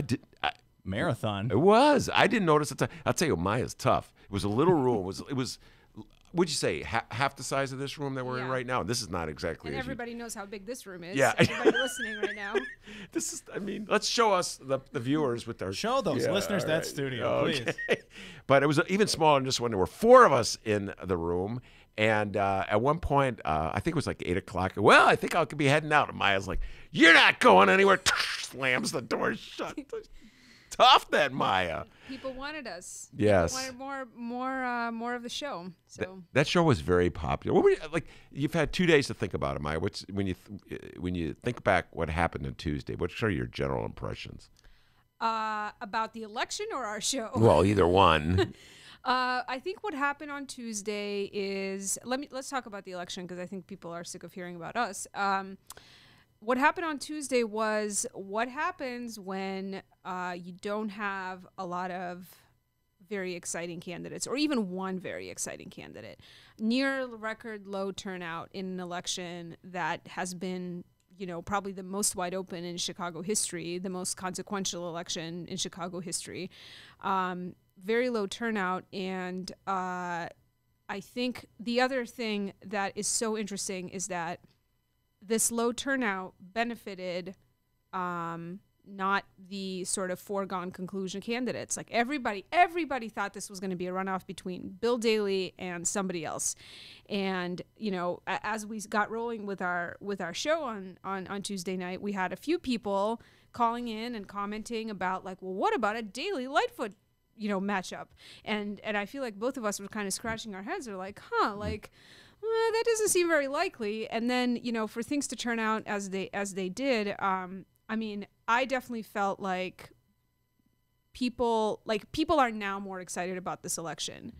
I think that if this had been a Bill Daley versus whoever runoff, I think that probably the low turnout trend would have continued. But I am like slightly hopeful that now we'll see a much larger turnout for the runoff, and that now this election is not going to be about like, oh my God, we have to keep another Daley out of City Hall. This election is going to be about actual like issues. I think a lot of this is going to be also about, talking about Tony Preckwinkle's political connections. But I feel like overall, there's going to be this is like a much more nuanced race. These are two progressive Black women. It's going to be a historic win, whichever one of them wins. But it's going to be, I think, it's going to hinge much more on like an actual analysis of who they are and where they stand on things and where how can we count on them behaving. It's interesting. But what Ed Maher was talking about before you came on, he was talking about the aggressive union opposition to Bill Daley in particular, because Bill Daley, among other things, had come out for a constitutional amendment, opening up the Constitution so that you could cut out the language that protects pension rights, among other things. And unions gave money to mount camp ads and TV commercials blasting Bill Daley. One could argue, if one wanted to really be optimistic, Maya, about what went down on Tuesday, that sort of the progressive or leftist side of Chicago expressed itself in that race by holding Daley to, what did he get? 14% of the vote? The anti-union candidate, the one who was most hostile to the unions, got 14%, I want to say? Even though he had the most money. I don't know if he was most hostile to the unions. Of all the candidates. Well, of the front runners, I guess he was. Yeah. But yeah, 14 points. But it was interesting because did you see what Daley's campaign chairman said about the results? So Sam Scott, the campaign chairman, he said that what was at play here, he said the times have changed. In the last couple of I'm quoting here. In the last couple of elections, we've seen younger folks, women, people of color have taken something of a spotlight. It's more difficult for an older white gentleman to relate to some of the changes that people think they want. Way to get like patronizing the electorate, patronizing the candidates who won, all in one fell swoop. And this was an election actually where the turnout among younger people was was not as good as people had hoped and predicted. And I'm sorry to say, but your pessimism on that front maybe was justified. Although I really want to look, this information isn't out yet, but I'm looking forward to seeing ward by ward age breakdowns, like which wards saw a good turnout among young people, if any. But overall, this is not a youth-driven runoff. This was the same kind of I think usual suspect voters who were not interested in Bill Daley. Yeah, in a white, quote unquote, white gentleman. No, the white gentleman. I remember seeing that white gentleman. Who calls white gentleman? You know, it's like when people call white people Caucasian. Like, who calls white people Caucasian? It's like we're trying to think of a nice way to say someone's white. He's a Caucasoid. I saw that quote. I thought it was bizarre. Like, what are you saying? Like, the Bill Daleys of the world are suddenly the victims? You know what I mean? They're I fell asleep reading this. But it's weak response, weak analysis, and I think that this whole, as I said on Tuesday night, this whole election has been like such a display of I think arrogance and like sort of a kind of a privileged, entitled attitude on the part of Bill Daley, and the fact that he came in third, just conceded right away, like no fight. There was no fight in him. He didn't care about fighting for this. I think a candidate who would have been taking the results less for granted maybe could have potentially tried to at least not concede as fast. I don't know. It was.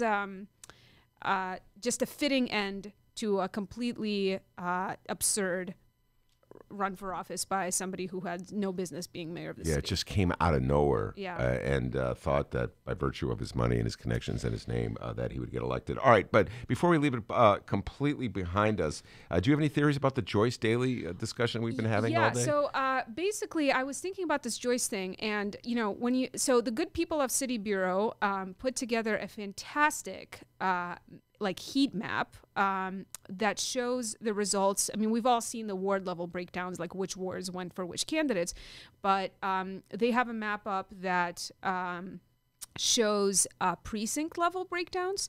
And so the 4 wards that went for Jerry Joyce were the 41st ward, the 19th ward, the 13th ward, and the Silvana Tabarro's 23rd, right? Yeah, 23rd. 23rd ward. So usual suspects, far southwest, far northwest side. But when you look at the precinct level breakdown of those wards, what actually won Jerry Joyce those wards was like fractions of those wards. So the precincts in the very, very, very most western corner around Midway of the 13th and 23rd wards, the Edison Park-ish area of the 41st ward, which is the most conservative part of that ward, and then Mount Greenwood, basically. In the 19th ward. I mean, most of the 19th ward is Mount Greenwood, but that's the ward that had the most precincts in that ward actually go for Jerry Joyce. So, I mean, you know what? I just want to backtrack real quick. Like, why was Jerry Joyce running for mayor? What is this person about? Like, I think for most people in Chicago who don't have like a deep, long understanding of like the dynamics of Southwest Side politics, like Jerry Joyce was just like, what? Well, that's what we were talking about. Was he running as because he was a chess piece on a board and trying to undercut Daley? I don't subscribe to that theory. I think he thought he could win. That's where I'm going with it. And I think he also knowing because he came out of the sort of 19th ward.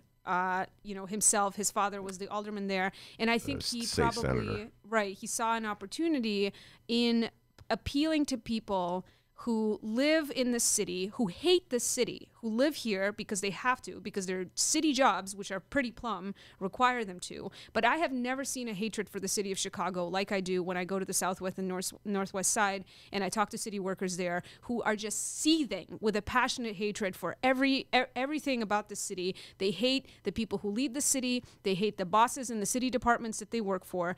And I think that a Daley for them is like another person that represents the city power structure, and Jerry Joyce is one of their guys. maybe he's more appealing to them as like an outsider, but not a progressive, because these folks definitely aren't progressive.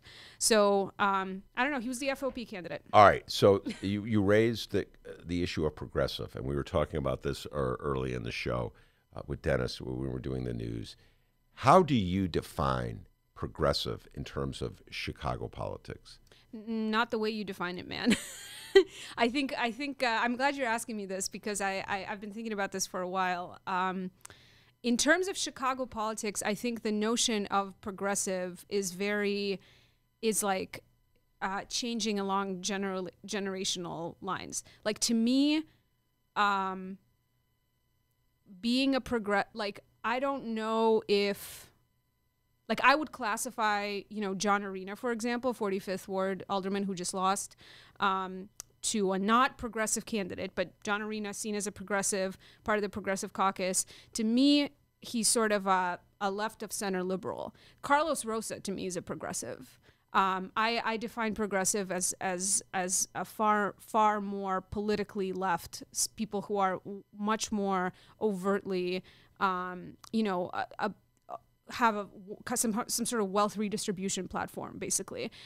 So in this race, I feel like a lot of people are competing for, the mantle of being a progressive, but an old definition of progressive. And I think that in Chicago, I think that the bar for being called progressive should be much higher, because this is a Democratic city. Like, no, look at how well Jerry Joyce did here, and he's not even like, he's not like the most right wing person you could possibly imagine. I think some would even argue that Willie Wilson could be seen as a more of a right leaning candidate with some of his positions than a guy like Jerry Joyce. But the point being, like, this is already a Democratic city. This is already a left of center city, the majority of the city anyway. And I think that to be called a progressive in 2019, like, you can't be waffling about like lifting the ban for rent control, or how you view like allocating resources to the police, like things like that. I think that there's way more people in city politics fall into like just a traditional liberal bucket, and I would not call them progressive. Yeah, well, I think that the word itself emerged because people were dissatisfied with the label liberal. Somehow or that become a pejorative. Even liberals didn't want to be called liberals anymore, and so we merged with progressive. I agree with you.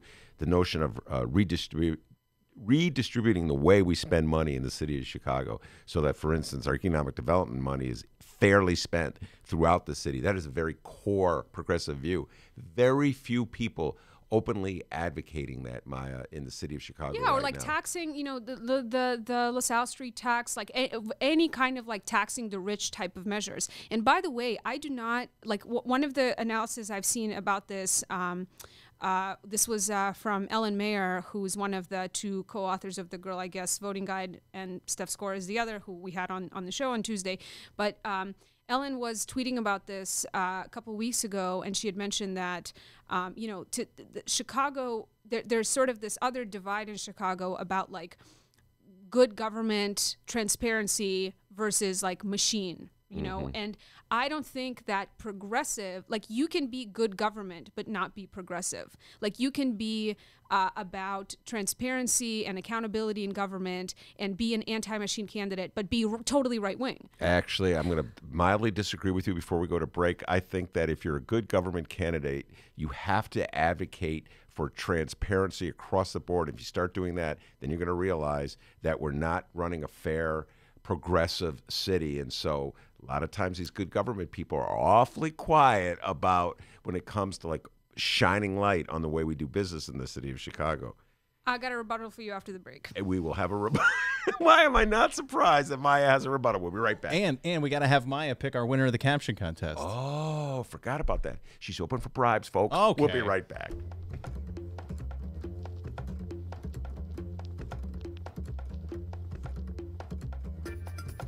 Hey there, producer Dennis here. Thanks for finding and listening to the brand new Ben Joravsky Show. All right, so here's how this works. The Ben Joravsky Show live streams on the Chicago Sun-Times YouTube channel Tuesday through Friday, 1 until 3 p.m. Once the show is over, you can listen to the replay on our YouTube channel, or we throw it online for you to download by 4 p.m. Where can you download the Ben Joravsky Show, you may be asking yourself? Well, you may be asking yourself a fantastic question. You can find previous Ben Joravsky shows and guest interviews through several outlets. The Chicago Sun-Times Online, chicago.suntimes.com, the Chicago Reader Online, chicagoreader.com, and wherever else you listen to your favorite podcasts. Apple Podcasts, Google Play, pick one. Just search for The Ben Joravsky Show. J-O-R-A, V as in victory, S-K-Y. So, let's recap. Tuesday through Friday, 1 until 3 p.m. Live streamed on the Chicago Sun-Times YouTube channel and downloadable by 4 at chicago.suntimes.com, chicagoreader.com, and wherever else you listen to your favorite podcast. Yes, the Ben Joravsky Show is back. We're live and downloaded. Tell your friends and enjoy the rest of the show.